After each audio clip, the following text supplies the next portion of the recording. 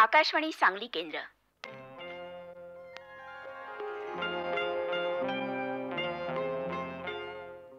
रघुनाथाची बखर.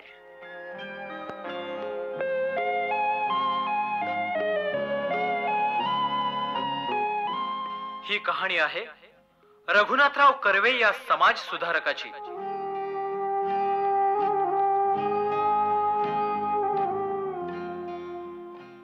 देशातल्या कोणत्याही जटिल समस्येवर एकमेव उत्तर लोकसंख्या नियंत्रण हेच आहे, असं 75 वर्षांपूर्वी ठासून सांगणाऱ्या चिंतकाची ही कहाणी आहे.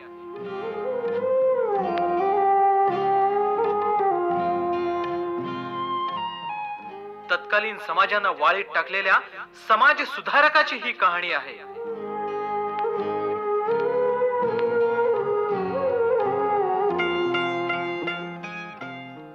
खूप दिवसापासून माझ्या मनात एक विचार आहे. राईट एजन्सी नावाची एक संस्था सुरू करायची आणि संतती नियमनाची साधनं विकून चरितार्थ चालवायचा. मी आता काहीच बोलत नाही बाई. बोलून काही उपयोगी नाही म्हणा. का ग असं का म्हणतेस?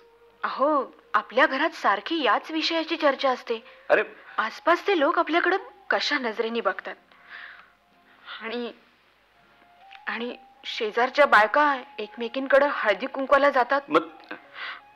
मला मात्र कुणीच बोलवत नाही. आणि आता तर ही अशी साधनं विकायची म्हणजे. पण अगं गंगू, लोकांनी असं वागण्या एवढं आपण करतोय काय एवढं? नाही, खरं म्हणजे यात वाईट काहीच नाहीये. हे बघ, डॉक्टर लोक नाही का औषध देत, तसंच हे काम खरं तर डॉक्टरांनीच करायला हवं. पण ते असतात पैशांच्या पाठीमागं, म्हणून आपल्यासारख्यांना पुढं व्हावं लागतं. आणि माझ्या तर मनात एक क्लिनिक सुद्धा काढायचं आहे. क्लिनिक काढून काय करायचं? संतती नियमनाच्या साधनांचा वापर कसा करायचा याचं प्रात्यक्षिक त्या क्लिनिकमध्ये दाखवायचं. हो बाई. आणि त्यासाठी प्रत्येक बाईला तपासून नंबर काढावा लागेल. हो, ते काम मात्र मी करीन. खरंच तू करशील? हो, त्यात काय अवघड आहे? बाईला तपासायला बाईच नको का? हे अगदी ज्योतिबा फुलांसारखं झालं. नाही म्हणजे काय, त्यांनी मुलींसाठी शाळा काढली पण शिकवायला शिक्षिकाच मिळेना. तेव्हा त्यांनी स्वतःच्या बायकोलाच प्रथम शिकवलं आणि शिक्षिका केलं. त्यांच्या कार्या इतकंच तुमचं कार्य महत्वाचं आहे. आणि गंगू, तुला सांगतो, आज जरी लोकांनी आपल्याशी संबंध तोडले असले तरी काही दिवसांनी त्यांना माझ्या कार्याची महती पटेलच. काही दिवसांनी पटेल हो, पण तोपर्यंत मात्र तुम्हाला मी आणि मला तुम्ही.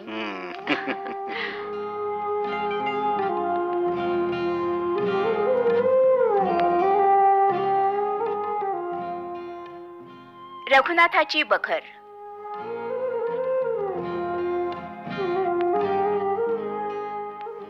श्री ज. जोशी यांच्या कादंबरीवर आधारित नभोनाट्य 13 भागात प्रसारित करीत आहोत. आज त्याचा 7वा भाग. नभोनाट्य रूपांतर शुभदा साने. सादर करते शशी पटवर्धन. रघुनाथाची बखर.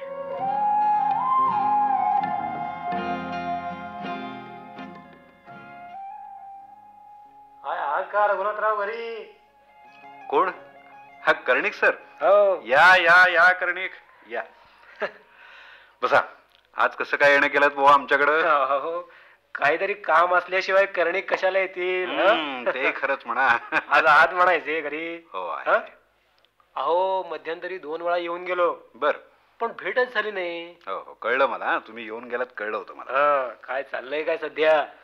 आता काय चालणार, आमच्या सारख्यांकडे काय चालायचं? हेच की लेखन वाचन. हो, ते आहेच. हो, ते आपलं तुमचं चालणारच नाही का? त्याबद्दल विचारत नाहीये मी. मग मी विचारतोय नोकरी संबंधी. नाही म्हणजे काही हालचाल करताय की नाही? तुम्ही विल्सन सोडल्याचं कळलं मला. कळलं ना? फार वाईट वाटलं बघा. अहो, चालायचंच काय त्यात. नाही म्हणजे विचार केला, आपल्याला जर मदत करता येत असेल तर करावी. काय नोकरी फिकरी आणलीत की काय माझ्यासाठी? बरोबर ओळखलं. नोकरीच आहे. कुठं पण? हो, बॉम्बे बहारीन म्हणून एक कंपनी आहे. बॉम्बे बहारीन. बर. त्यांना फ्रेंच जाणणारा एक माणूस हवाय. बर.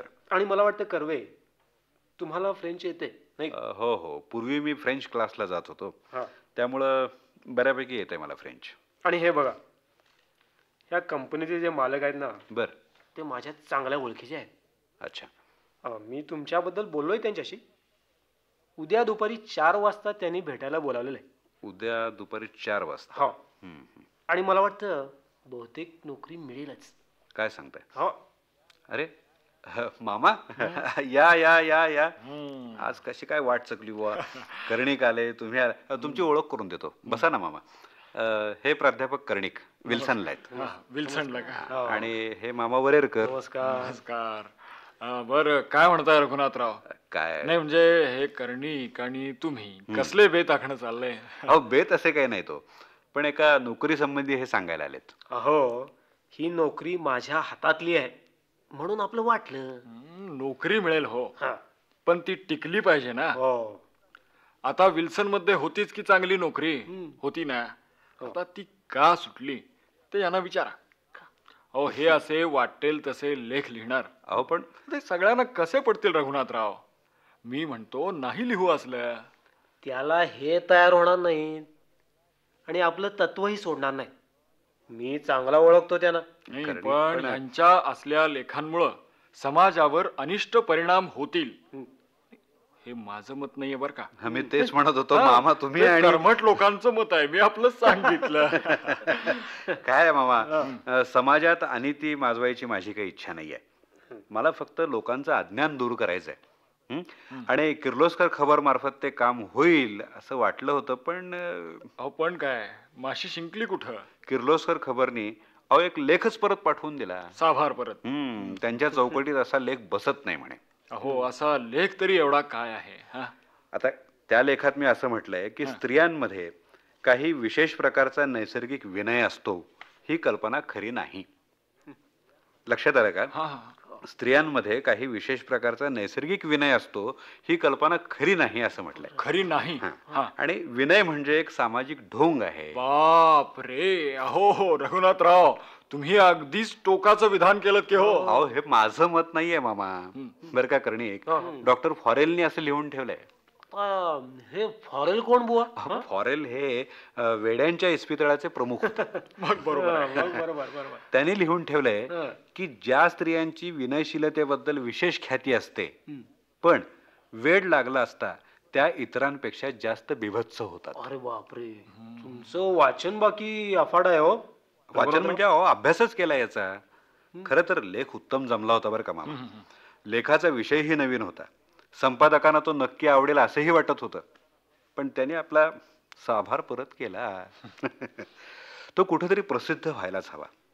तो विषय लोकांपर्यंत पोहोचणं जरुरीच आहे असं मला वाटतं. हो. आपण तो छापणार कोण हा प्रश्नच आहे, नाही का? हो ना. अहो, किर्लोस्कर खबर सारखी पुढारलेली मासिकं जिथं तो छापत नाहीत तिथं बाकीच्यांची काय कथा? हो ना. आता मामा तुम्हीच सांगा आता काय करायचं. नाही, हा लेख कुठंतरी छापला जायलाच हवा. रघुनाथराव, माझ्या डोक्यात एक कल्पना आली आहे. सांगा ना. सांगू ना? कर्णिक, हो, ऐका. हो, तुम्ही स्वतःच कर्वे मासिक का काढत नाही? खरंच मी मासिक हो ना. जे मी स्वतःच काढण्याची कल्पना काही वाईट नाही आहे. अहो, तुमचे विचार लोकांना कळतील की, तेच होय की म्हणतो नाही? मी. म्हणजे तुमची सूचना मी स्वतःच मासिक काढावं अशी आहे. हो ना. विचार करायला हरकत नाही. मी आपली कल्पना सुचवली हो, पण तुमच्या मासिकाचा विषय हा असा. आता तो कायद्याच्या चौकटीत कसा बसवायचा ते तुम्ही बघा. नाहीतर असं करा, निजामपूरकर वकिलांचा सल्ला घ्या. हो, काय बरं का मामा, निरनिराळ्या देशात निरनिराळे कायदे आहेत. बर. आता तुम्हाला सांगतो, फ्रान्स आणि इटलीमध्ये संतती नियमनाची माहिती देणं हा गुन्हा आहे.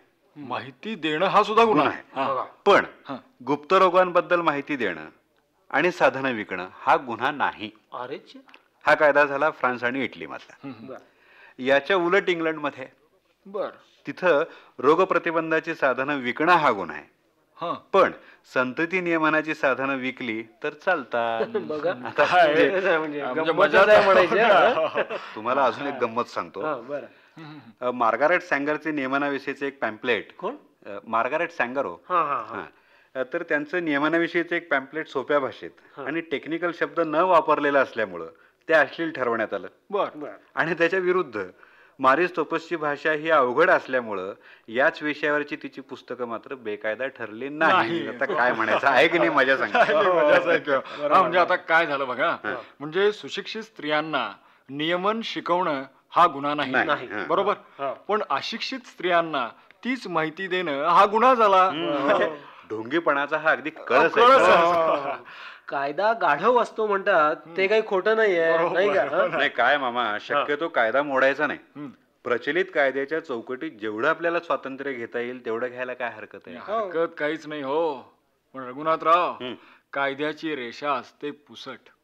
अहो तिचं उल्लंघन झालेलं आपल्याला कळतच नाही बरं का, आणि मग काय होतं, कायदा मोडल्याचा आरोप आपल्यावर येतो. नाही तुम्ही म्हणता ते बरोबर आहे. म्हणूनच काय म्हणतो की कायद्याचं तुमचं तुम्ही बघा. बर, पण असं मासिक जर तुम्ही काढलं तर ते समाजाच्या दृष्टीनं अगदी उपयुक्त ठरेल हे मात्र नक्की. हो ना करणे? हो, अशा तऱ्हेचं साहित्य कुठं वाचायलाच मिळत नाही.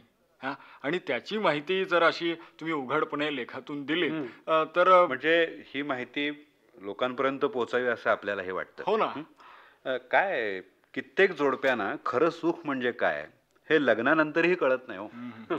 कर्णिक, अशा जोडप्यांना हे मासिक चांगलंच उपयुक्त ठरेल. तुम्हाला काय वाटतं? नक्की ठरणार हो, प्रश्नच नाही. आणि तुम्हाला सांगतो, आपल्या आसपास आपल्याला कितीतरी विकृती दिसतात. कितीतरी विकृती? तुम्हाला एक उदाहरणच सांगतो ना, त्यावरून तुमच्या लक्षात येईल. माझ्या बघण्यातलं एक जोडपं होतं. बर, त्यातला नवरा कुरूप आणि काळा, बायको मात्र सुरेख आणि हुशार अशी. म्हणजे नवऱ्यापेक्षा सर्वच दृष्टीने वरचढ. अगदी वरचढ हा शब्द इथे योग्य आहे बरं का मामा. आणि सांगायचं म्हणजे अशा वरचढ बायकोची त्या नवऱ्यानं धास्तीच घेतली. तिच्यापासून लांब पळावं असंच त्याला वाटायला लागलं. बर, तिच्या जवळ गेल्यावर त्याच्या मनात काही भावनाच उत्पन्न होईना तो. आता ही एक प्रकारची विकृतीच की. आता तुम्ही सांगितलेल्या या विकृतीवरून मला माझ्या ओळखीतल्या एका मुलीची आठवण झाली. हो, सांगा तरी मग. मुलगी म्हणजे तशी काही अगदी लहान मुलगी नाही हो, प्रौढच म्हणायला पाहिजे तिला. बर, जवळजवळ आपली 30ची असेल. पण तिला बघा लग्नच करावंसं वाटत नाही. नाही वाटत लग्न करावंसं तर नाही करत, इथपर्यंत ठीक आहे. पण तिला आपलं 17-18 वर्षाच्या एका कोवळ्या मुलीचेच आकर्षण वाटतं.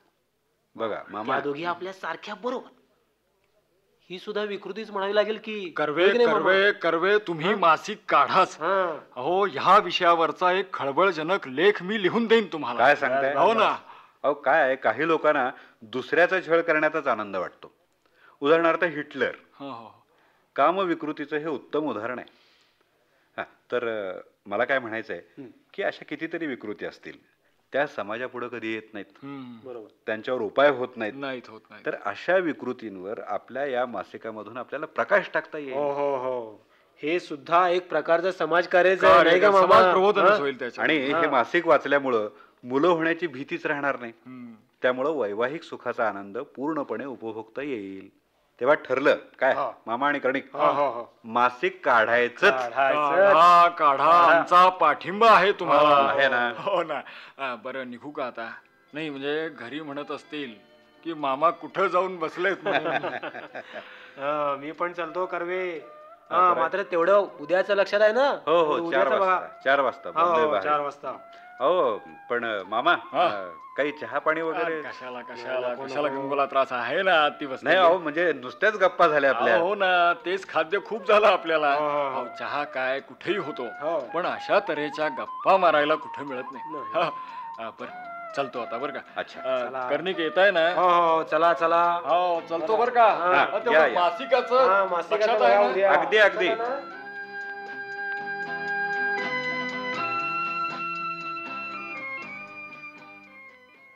गंगू, अजिबात बाहेर आली नाहीस बोलायला? झोप लागली वाटतं. नाही हो, जागीच आहे मी. तुमचं बोलणं ऐकत होते. मासिक काढायची कल्पना खरंच छान आहे हो. छान आहे ना? हो ना. मला तर वाटलं आपल्या घरात 3रा माणूसच येणार. मी त्याच कल्पनेत गुंगून गेले होते. माझ्या डोळ्यापुढं रांगणारं बाळच दिसत होतं. 3रा माणूस. सगळं ठरलं. पण मासिकाचं नावच ठरलं नाही. बारशाचा समारंभच राहिला. आपण तो उरकून टाकू. मला वाटतं नाव साधं असावं, म्हणजे पण योग्य असावं. म्हणजे त्यातनं आपलं ध्येय त्या नावामुळं समजावं. हो, मी सुचवू का? सुचव ना. लैंगिक विज्ञान. लैंगिक विज्ञान. मग हां, पती पत्नी असलं काहीतरी नाव ठेवलं तर?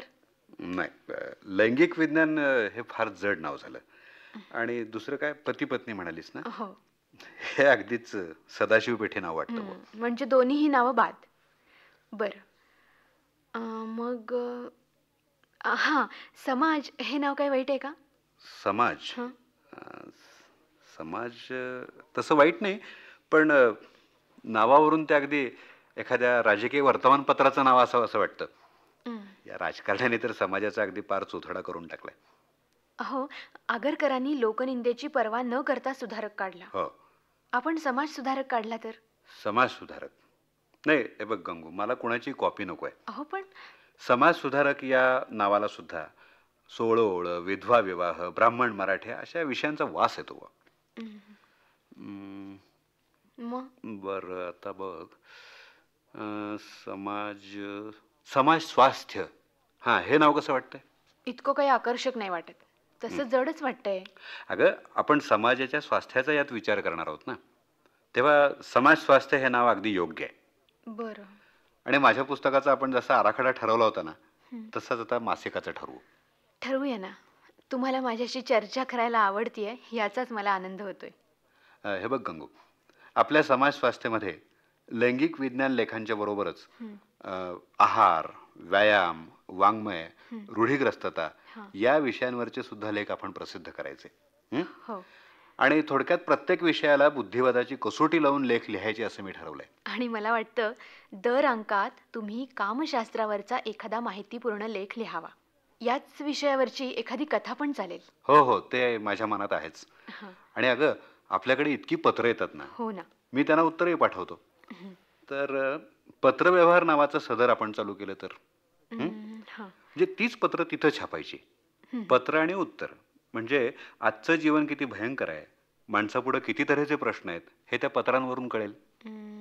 बर, म्हणजे पत्रव्यवहार हे सदर नक्की झालं तर. तसंच मराठी पुस्तकांच्यावर अभिप्राय लिहिण्यासाठी एक सदर असावं. चालेल चालेल. आणि आणखी एक करायचं. काय? सभा संमेलनातून मोठमोठे लोक इतकी मूर्खपणाची विधानं करतात किंवा विचार मांडतात, त्यांना आपल्या समाज स्वास्थ्यामधून फैलावर घ्यायचं. हो. आणि मला असं वाटतं बरं का गंगू, की या मासिकामधून एखाद्या स्त्रीनं नियमित लेखन करावं. म्हणजे आपले विचारच तिनं पत्ररूपानं मांडावेत. आणि या सदराला नाव काय द्यायचं? शारदेची पत्र असं नाव देऊ. हो, पण असं लिहायला कोण तयार होईल? कोणी नाही मिळालं तर तूच लिही ना. एवढं मात्र सांगू नका. एवढं सांगू नका. लिहिण्याचा आणि माझा संबंध तुम्ही सांगितलेलं फक्त उतरवून काढण्यापुरता.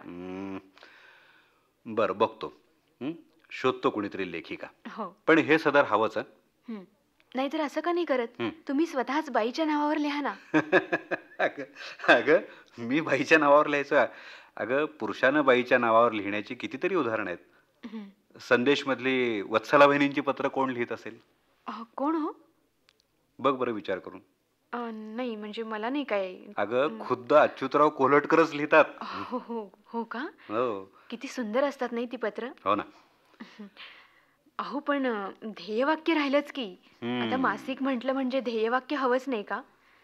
काय घालायचं बरं? बरी आठवण केलीस. काहीतरी शोधलं पाहिजे. हो ना. ध्येयवाक्य. केसरीवर ध्येयवाक्य घालताना वासुदेव शास्त्री खऱ्यांसारखे लोक मिळाले. हो हो. त्यांनी संस्कृत श्लोक सुचवला. आणि ते मनोरंजन काय आहे ना. हो ना. त्याच्यावरचं सुद्धा ध्येयवाक्य. हो, यत्र नार्यस्तु पूजन्ते, हे आयतं सुभाषित त्यांनी उचललं. हो, आयतं उचललं. पण आपल्याला संस्कृत नको. त्यापेक्षा मराठी कसं? किर्लोस्कर खबरनं स्पष्ट लिहिलंय बरं का गंगू. काय? उद्योग, उत्साह आणि आत्मोन्नती यांचं मासिक. तसं आपण काहीतरी काढूया. मराठी आवडतंय एवढं बरं आहे. नाहीतर मला वाटलं एखादी फ्रेंच ओळ येणार. अहो, देशप्रेमानं प्रेरित होऊन विष्णू शास्त्र्यांनी शिक्षण संस्था काढली. होय. पण शाळेचं नाव इंग्रजीमधूनच ठेवलं. हो, new English new school. English school. आणि संस्थेचं ध्येयवाक्य काय? Union is strength. मग तुम्हाला फ्रेंचची ओळ घ्यायला काहीच हरकत नाही. हा, एक मला गंगू हं? एक अगदी छान असं ध्येयवाक्य सुचलं बघ. कुठलं हो, सांगा ना. साधं सोपं आणि सरळ आहे. हं, अश्लीलता हा कोणत्याही लेखाचा, हं, चित्राचा हं. किंवा इतर वस्तूचा गुणधर्म नाही, तर तो तसा आरोप करणाऱ्यांच्या मेंदूचा गुण आहे. कसं वाटतं हे? खूपच छान आहे. लिहून ठेवू का? हं. नाही म्हणजे मनावरचं एकदम ओझं उतरल्यासारखं वाटतंय. हा, बरं वाटलं ना तुला? हो ना. अगदी साधं सोपं आहे. हो. आता एकदा मासिक निघायला लागल्यावर तुम्हाला दुसऱ्या संपादकांच्या तोंडाकडे बघावं लागणार नाही. हो हो. तुमच्याकडे विद्वत्ता आहे, अनुभव आहे आणि हातात लेखणी आहे. आपलं मासिक दर्जेदारच निघणार. माझ्या हातात लेखणी आहे, पण पैसा कुठे आहे? मासिक काढायचं म्हणजे छपाईचा खर्च आला. आपण काटकसर करू ना, अगदी थोडक्यात राहू, पण मासिक काढू. आणि कर्णिक म्हणत होते ती कुठली नोकरी? हा, ती बॉम्बे बाहेरीन कंपनीतली. हां, ती तुम्हाला मिळायची शक्यता आहे ना? शिवाय माझीही नोकरी चालूच आहे ना. हो. तेव्हा भागेल ना कसं तरी. एक सांगू का? हं. आता नाही माघार घ्यायची. ठीक आहे. हे बघ, अंक दर महिन्याच्या 15 तारखेला आपण प्रसिद्ध करायचा. हो. म्हणजे मजकूर 1 तारखेपर्यंत पोचायला हवा. हं. 1 तारखेपर्यंत छापखान्यात मजकूर पोचायचा, म्हणजे आधीच्या महिन्याच्या शेवटच्या आठवड्यात हं. तो आपल्याजवळ क्रमशः लावलेला हवा. हो. आणि अंक छापून झाला की तो व्यवस्थित पॅक करून वर्गणीदारांच्याकडे रवाना करायचा. हं? इतकी सगळी कामं करायची म्हणजे हाताखाली माणसं हवी. हो, पण आपल्याकडे काम करायला येणार कोण? हं? आणि तेही असलं काम. आणि समजा कोणी झालंच तयार, तर त्याला पगार द्यावा लागणार. हो ना. तो देणं काय आपल्याला परवडणार आहे का? नाही ना परवडणार. मग झालं तर तेव्हा गडी, कारकून, प्रूफ रीडर, लेखक आणि संपादक या सगळ्या भूमिका मीच पार पाडणार. पण मुंबई वैभव छापखान्यानं मासिक छापून द्यायचं नक्की कबूल केलंय ना? हो हो, कबूल केलेलंच आहे. आणि त्यातून त्यांना उद्या भेटणार आहे ना मी. हो, भेटून या.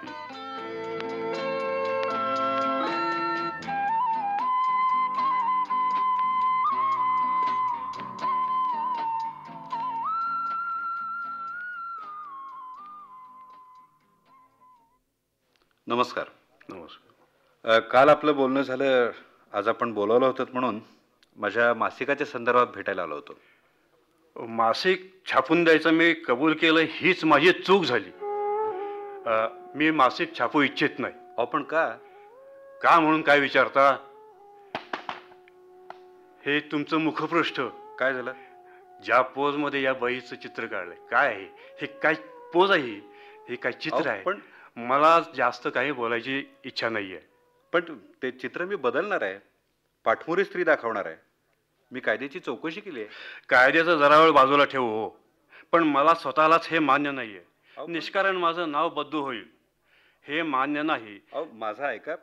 लोक जोड्यानं मारतील. अहो, शिकागोतल्या वरिष्ठ जज्जांचं असं मत आहे की मानवी शरीर उघडं दाखवल्यामुळं कोणतीही हानी होत नाही आणि सार्वजनिक नीतिमत्तेलाही धक्का लागत नाही. ते परदेशातलं परदेशात, इथं त्याचं काय? आणि काहीही असलं तरी मला मुळी मासिक छापायचंच नाहीये. अहो, पण उचला ते लचाण. अरे, संकटात पडण्याची माझी इच्छा नाहीये. उचला. जशी तुमची मर्जी. दुसऱ्या कोणाला तरी आता विचारायलाच हवं. होईल कोणीतरी तयार. अहो, तुम्ही नाही म्हणालात म्हणून माझं मासिक प्रसिद्ध व्हायचं काही थांबणार नाही. कोंबड्यांनी बांग दिली नाही म्हणून काही दिवस उगवायचा राहत नाही. अच्छा, चलतो मी. या आता.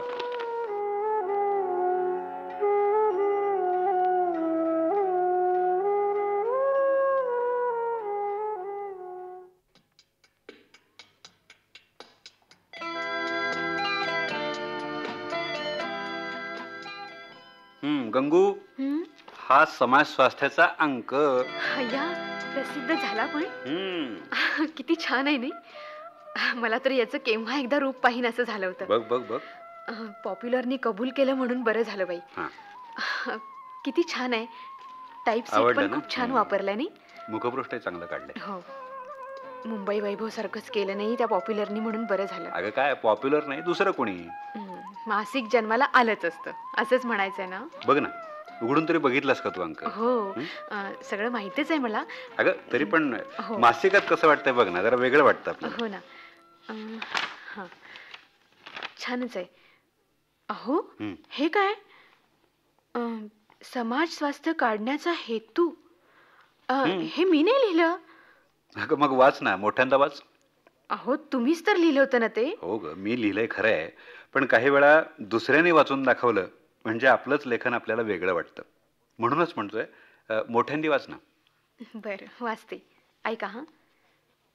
समाज स्वास्थ्य काढण्याचा हेतू.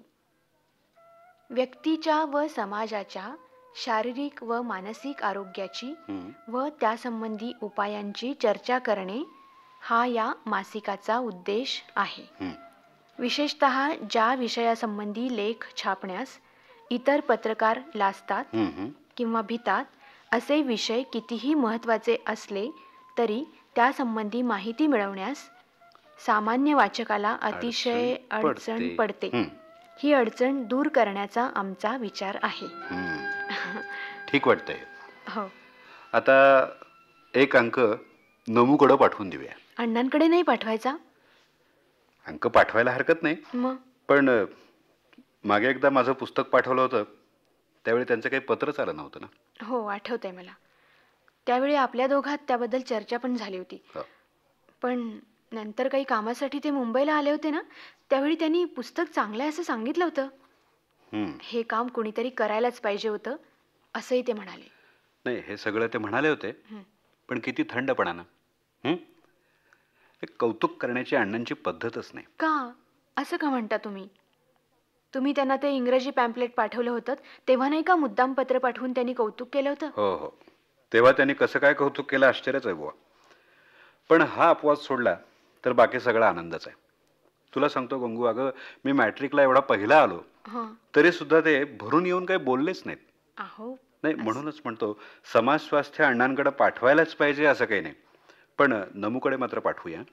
तिला नक्कीच त्याचं महत्त्व वाटेल. बरं, चालेल.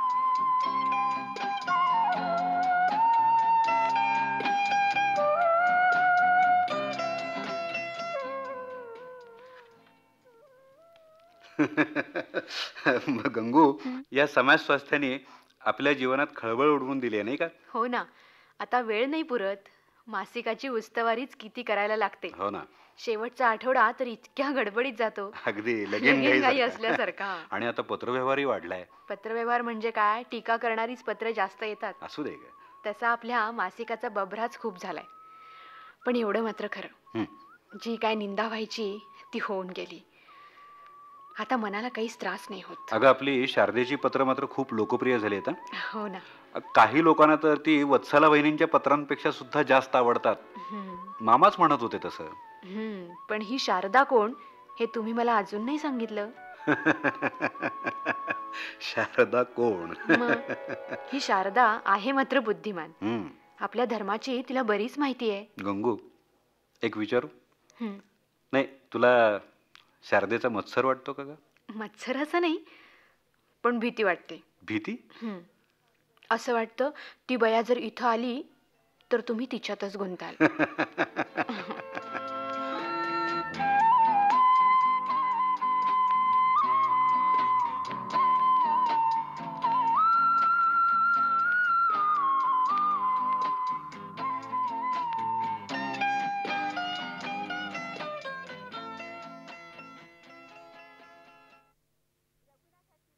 रघुनाथाची बखर.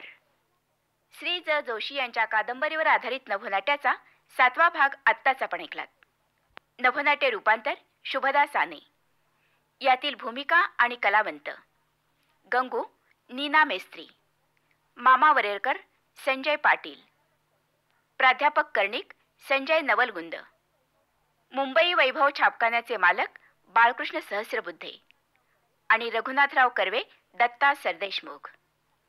निर्मिती सहाय्य श्रीनिवास जरंडीकर. सादर करते शशी पटवर्धन. नभोनाट्याचा हा कार्यक्रम आकाशवाणीच्या सांगली केंद्रावरून प्रसारित करण्यात आला.